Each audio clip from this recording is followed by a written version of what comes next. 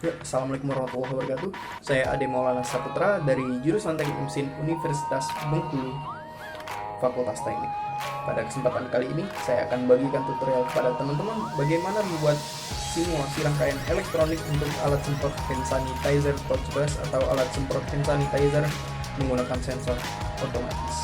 Di sini kita membutuhkan bahan utama berupa sensor infrared obstacle tanpa bantuan dari Arduino dan programming. Jadi mudah dibuat tanpa kita membutuhkan program dari Arduino Uno. Kemudian bahannya mudah dicari dan harganya lebih murah. Oke, bahan utamanya tadi seperti yang saya bilang itu ada sensor infrared obstacle, kemudian transistor, resistor, dan pompa DC. Oke, dan sumber tenaganya nanti bisa kita gunakan baterai atau sumber listrik langsung dari PLN dengan perantara charger handphone. Di sini saya akan membuatnya dengan sumber langsung dari listrik PLN dengan perantara charger handphone. Untuk sensor sendiri saya memilih menggunakan infrared obstacle itu karena yang pertama harganya lebih murah ketimbang dari sensor-sensor lain. Untuk opsi sensor lain sebenarnya banyak, mulai dari sensor ultrasonic, kemudian sensor motion peer motion sensor atau sensor-sensor lainnya. Seperti di peer motion sensor itu kelebihannya bisa kita atur timer dan jaraknya. Kemudian di ultrasonic juga sama, tapi harus membutuhkan Arduino. Saya memilih infrared obstacle pertama karena costnya lebih murah, harganya lebih murah. Barangnya juga mudah dicari di seluruh daerah Indonesia, itu kebanyakan sudah menyediakan. Tapi kalau di daerah teman-teman nggak ada, kita bisa pesan online. Untuk harganya sendiri nggak terlalu mahal kok, cuma 6.000 sampai 10.000 rupiah. Kemudian kelemahan dari sensor ini yang pertama, karena kita tidak menggunakan Arduino, maka timernya tidak bisa kita atur. Tapi kita bisa akalin dengan komposisian yang benar. Kemudian kita membutuhkan transistor tadi. Di sini saya menggunakan yang TIP32C karena kebetulan di kota saya itu adanya yang TIP32C. TIP32C sendiri kita ambil yang tipe PNP, positif negatif positif. Kemudian kita membutuhkan resistor atau tahanan. Di sini saya gunakan yang 1 kilo ohm. Oke, untuk sumber daya yang tadi seperti saya bilang, kita akan menggunakan sumber daya langsung dari PLN dengan perantara charger handphone. Oke, untuk simulasinya adalah sebagai berikut. Oke, untuk simulasinya adalah seperti ini. Pertama kita harus membuka aplikasi Proteus 8 Pro. Ya, simulasi saya gunakan Proteus 8 Pro. Untuk aplikasinya untuk tampilan dia seperti ini. Ini di schematic capture di ISIS. Untuk di homepage nanti akan muncul yang tampilan seperti ini. Kemudian kita klik ISIS, logonya ada di sini. Akan muncul seperti ini. Kemudian kita klik P untuk memunculkan komponen-komponen yang kita perlukan. Komponennya yang pertama seperti saya bilang tadi, kita membutuhkan yang namanya infrared obstacle. Oke, untuk tampilannya ada seperti ini. Ini ketutupan sama ini. Infrared obstacle. Kemudian kita membutuhkan transistor TIP32C. Di sini adanya langsung muncul bipolar TIP32 yang NP ya. Kemudian kita membutuhkan resistor 1 kilo ohm, 1 ohm. Kita gunakan yang 2 kaki saja di bawah dia. Kemudian kita butuh motor DC untuk perumpamaan dari pompanya, motor DC. Kemudian untuk menguji sensor sendiri di simulasi kita membutuhkan yang namanya logic state. Ini logic state. Oke. Untuk bahan-bahannya cuma itu saja. Bisa kita teruskan ke proses perakitan. Oh ya, tinggalan. Untuk sumber daya supaya sensor kita bekerja, kita membutuhkan sumber daya kan. Untuk sumber dayanya karena saya menggunakan listrik langsung dari PLN dengan perantara charger handphone, saya munculkan di terminal mode. Saya munculkan yang namanya power dan ground. Di sini posisinya. Sebenarnya untuk penggunaan baterai bisa, tapi di simulasi biasanya motornya akan bergerak pelan. Jadi untuk memunculkan pergerakan yang agak lancar, kita gunakan saja dulu power dan ground. Oke, kita lanjutin simulasi. Kita munculkan dulu IR obstacle, klik IR obstacle di sini, kita klik di sini. Tampilannya seperti ini. Kemudian kita munculkan logic state. Logic state ini rotate. Kita hubungkan langsung ke test pin. Test pin. Oke. Kemudian kita munculkan motor, kemudian kita munculkan resistor dan transistor TIP32. Untuk komposisian bisa teman-teman tapikan ya. Oke, kita hubungkan, ini kita anggap yang bagian sini ya. Untuk wiring di sini, kita anggap ini adalah bagian negatif.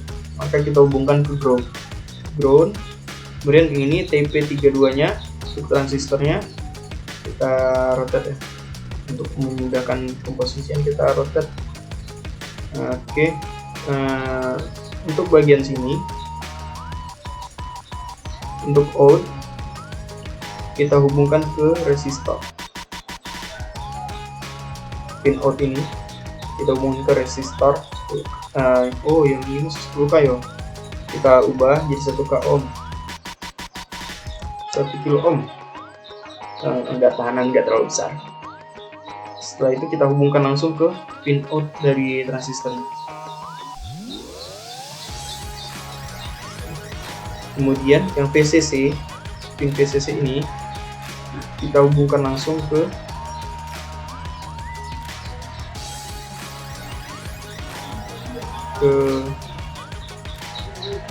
bagian yang sini, bagian input dari transistor. Kemudian yang satu lagi kita hubungkan ke pompa. Ini kita anggap adalah positif dari pompa. Kemudian untuk sumber daya agar sensor kita bekerja, kita membutuhkan power dan ground. Power untuk pengganti baterai ya, dan ground. Kita rotate saja 180 derajat. Untuk yang power kita hubungkan ke VCC, dan untuk yang ground kita hubungkan ke ground, pin ground di sensor. Oke, kurang lebih seperti ini. Teman-teman bisa memperingkasnya. Nanti di akhir video akan saya berikan gambar yang lebih rapinya agar lebih mudah dipahami. Jika sudah seperti ini, kita bisa cek dulu di pompa voltasenya berapa. Ini masih 12 volt karena di reelnya nanti akan saya gunakan yang 5 volt, maka saya ubah jadi 5 volt. Jika sudah, kita run untuk melihat simulasi kita apakah sudah bekerja atau belum. Oh, error. Muncul error seperti ini. Kok bisa? Karena di sensor infrarednya tidak ada program data. Maka kita masukkan di infrared, kita munculkan data terlebih dahulu. Kita klik double di infrared sensor, program file kita klik di logo folder, kita cari di library-nya. Kalau yang di saya ini dia tersimpan di OSC. Kemudian di program data kita cari Lab Center Elektronik brand Proteus 8 Pro di library. Kita cari yang infrared sensor, kita klik OK. Kemudian kita jalankan simulasi. Oh, masih error, berarti masih ada kesalahan ini.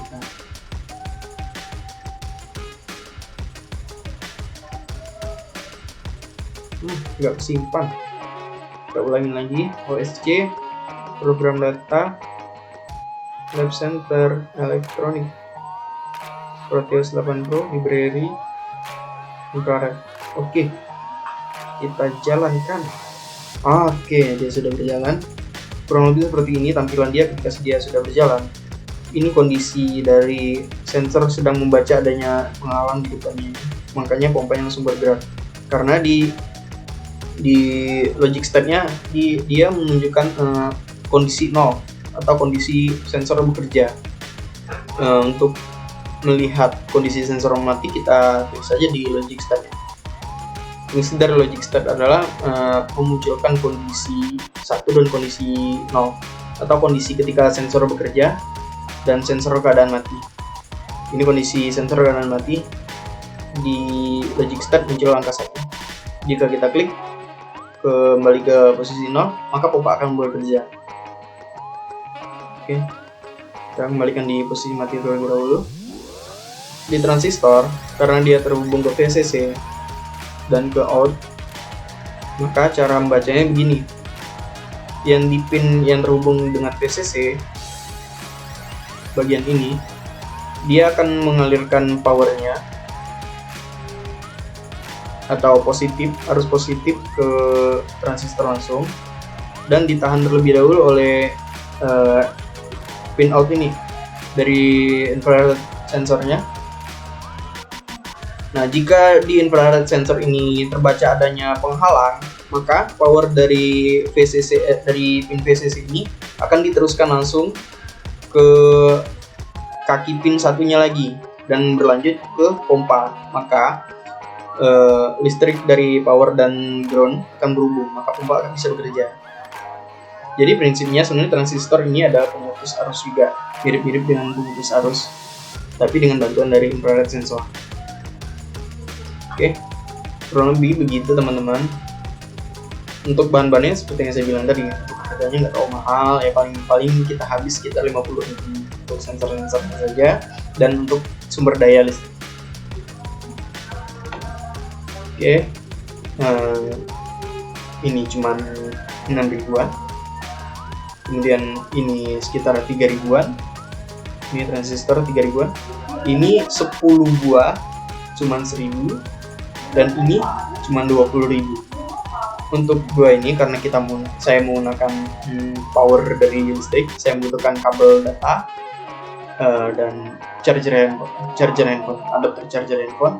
Adapter paling kita ambil yang murah 15.000 dan kabel datanya 10.000. Kita potong dan kita hubungkan ke sini. Habis paling sekitar 50.000, mungkin nggak sampai.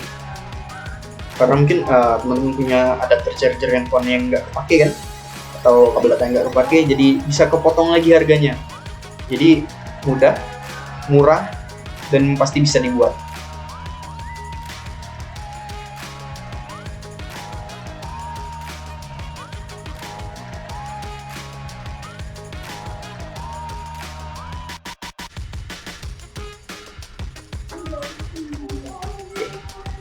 Untuk video kali ini sampai sini saja dulu. Di next video seperti saya bilang akan kita rangkai langsung alatnya. Oke, terima kasih. Jangan lupa like, subscribe. Ya.